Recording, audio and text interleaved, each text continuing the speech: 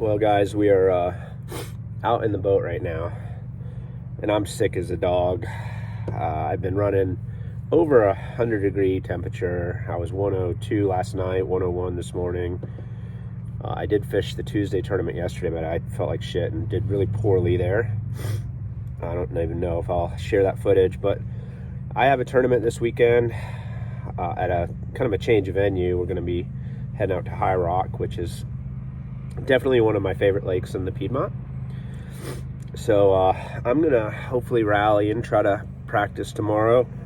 But I'm going to be doing some re-rigging, and I just want to kind of show you the baits that at least this time of year I will have tied on for springtime. Basically pre-spawn.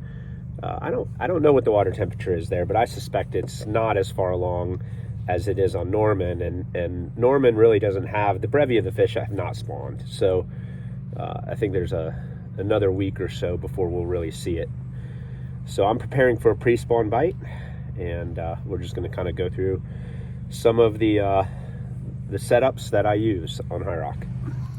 All right, so one of the baits that I'll definitely be throwing a lot on High Rock, this is a prototype, so keep in mind there's no epoxy eyes in here. The colors may not match up. If you notice, I use a zip tie for this skirt. Our skirts will be hand tied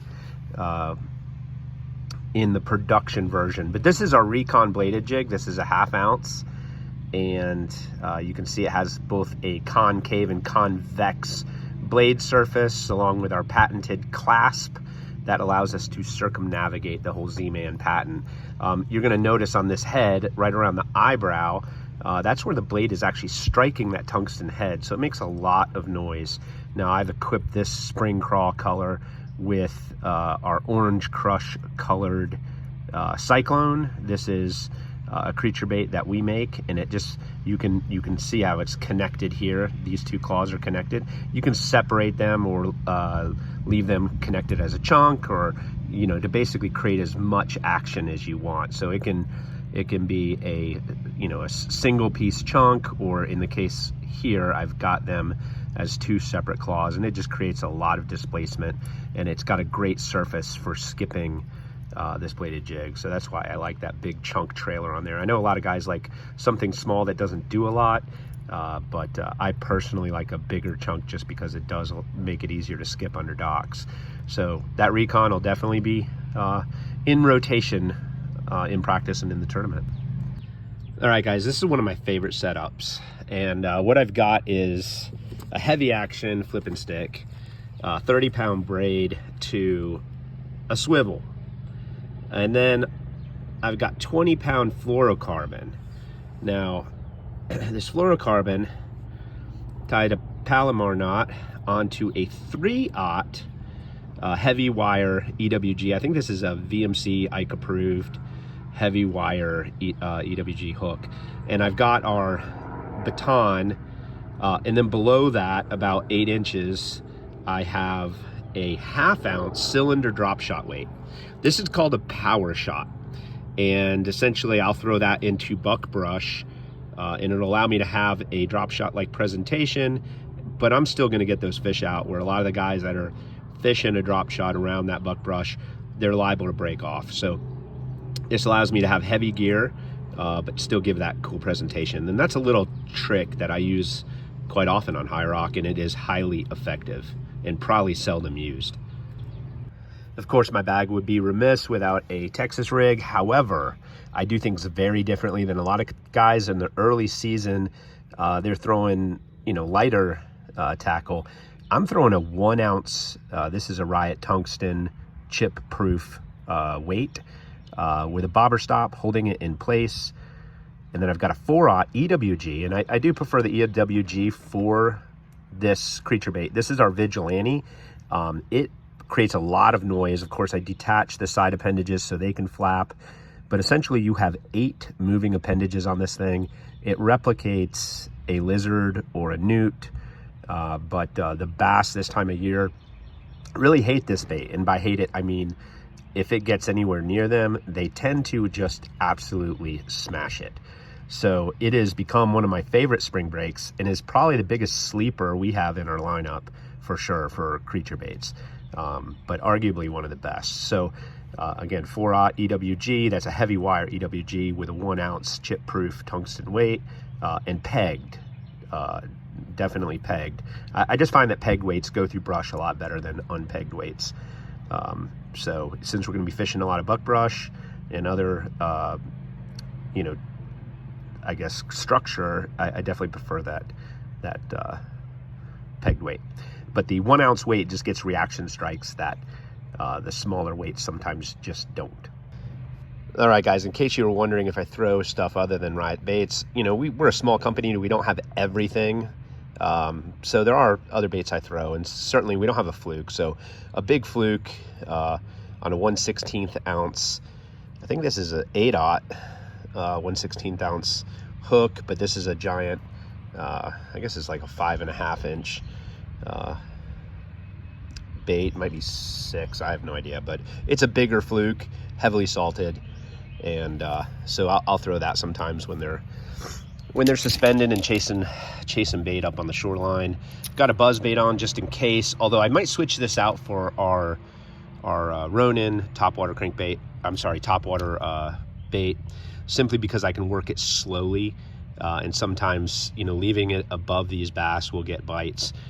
You guys are familiar with the Revolt. Now I will show you another crankbait that I've had a lot of success with on High Rock, and that's our iDive series. The first one will be rolling out this year. It has a much tighter wobble, and it's been under development for a very long time. We're gonna have 3 different sizes initially. We'll probably launch 1 at a time though. But yeah, it's got a tight wobble similar to the Rapala DT series. However, it has rattles in it and it's very castable. The best part is you can smack it on the surface of the water and your bill won't break off. So that's one big bonus over the DT series. Now, of course, I would be remiss without having a spinnerbait on. And this is just a prototype that I've been working on. So we're gonna, at some point, release a bunch of wire baits, so look forward to those. This included our buzz bait is also part of that mix. So that'll be some other products that are coming out down the line. So what spring bag would not be complete without a wacky rig baton? Our baton has become synonymous with the pre-spawn fish, suspended fish. It's got a ton of action, and this one I've got rigged up with just a silicone band. I buy these at Lowe's, which is a hardware store, and they're super cheap. They're in the plumbing section, and I've got it on an owner wacky rig hook that has a small weed guard on it. I did chartreuse the tail. This is green pumpkin, and I'll be throwing that around if there are suspended fish.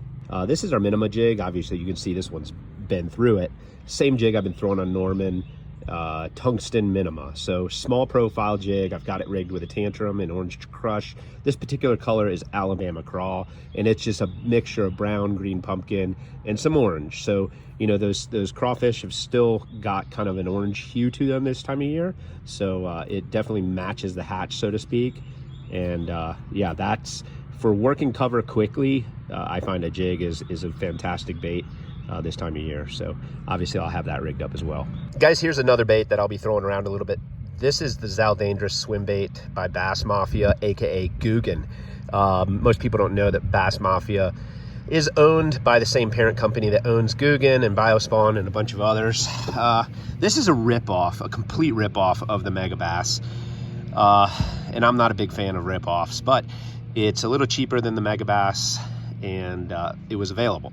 So I will be throwing around a big swim bait. We don't actually currently have a big swim bait, but I will tell you that one of the reasons this is tied on and why I've had many other swim baits tied on is because it is important from a designer standpoint to look at the products that are currently out on the market and decipher the good, the bad, and the ugly with them all. So I've been playing with a lot of big swim baits, and you know, this one's actually pretty good, and I've been happy with it so far.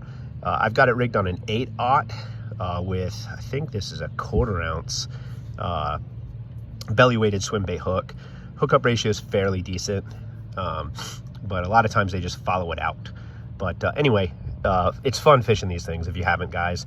And again, we're working on one right now, and obviously taking some design elements from the better ones and incorporating some design elements into our own to hopefully eliminate some of the flaws inherent in a lot of these swim baits. All right, guys, this is the Riot Bait Speed Demon. Now, this is not out yet. This is a super finessey flipping bait. It has some extra plastic to insert your hook into at the head. Now, this is a prototype, so it doesn't actually have the extra meat that we're going to be putting at the head up here for a flipping hook, but it features 4 appendages. All of these appendages move very easily. In fact, you can rig this on a 1/16 ounce head, and those appendages will move. Now, you can't do that with many creature baits, but this one's definitely one of them. It's got a hardy body that still allows you to flip, but I think this bait is going to be one of the best selling baits that we have ever launched. But that'll be coming out hopefully this year if our finances work out to do so, but definitely look forward to that. I've got it rigged on a 3/8 ounce chip proof tungsten head, again pegged on 20-pound fluorocarbon with 30-pound braid. So the fluorocarbon is just a leader that's, you know, about 24 inches long. So yeah, that's just a different presentation for the Texas rig that I'll be throwing around a bit on High Rock. All right, guys, last but not least is our probe finesse worm. Now, this is a small finesse worm, and this is in our money color. I have sharded, or I'm sorry, I shouldn't say shard. I did put chartreuse on the tail. I did not shart on the tail. And the reason I do that is because this time of year, there's a lot of bait fish shallow. And if you can get the bait fish interested in your bait, well, the bass are going to get interested in it too. So on all of my soft plastics, I will add that little bit of chartreuse accent. So I do like some black in our finesse worm. When I fish on High Rock, I won't go straight pumpkin. This money color is just, I mean, there's a reason we call it the money color. It works really well in a lot of situations, particularly when the water is just a little bit stained, which I anticipate us encountering at High Rock. Now, again, I've pegged the weight. This is a 1 ounce Riot tungsten chip proof weight, meaning that there's no paint on it to chip off. I do have it pegged, and that's to allow it to go through brush a lot easier. And I've got a 3/0 light wire EWG because I'm going to be fishing this on a spinning rod. So that's it. And guys, I definitely recognize that things could be a lot further along than we anticipate once we get there. So a lot of these baits might change out on the water, but that's what I've got rigged up for now. That's what we're going in with. I'm definitely going with the preconceived notion that this is going to be strictly a pre-spawn bite. I'm not going to be looking for beds. I mean, I might look for beds, but I really don't see that being a primary pattern. I suspect that the water temperature is probably in the low 50s. Could be wrong, we'll find out. But obviously I'll include the practice in another video, but thanks for joining me on my boat. Apologize for being sick. Hopefully you guys don't get what I have, because it is pretty terrible. But we're holding it together. Sun feels good today, so I'm thankful to at least have the energy to get outside. But thanks for joining me, guys, and we'll see you next time out on the water.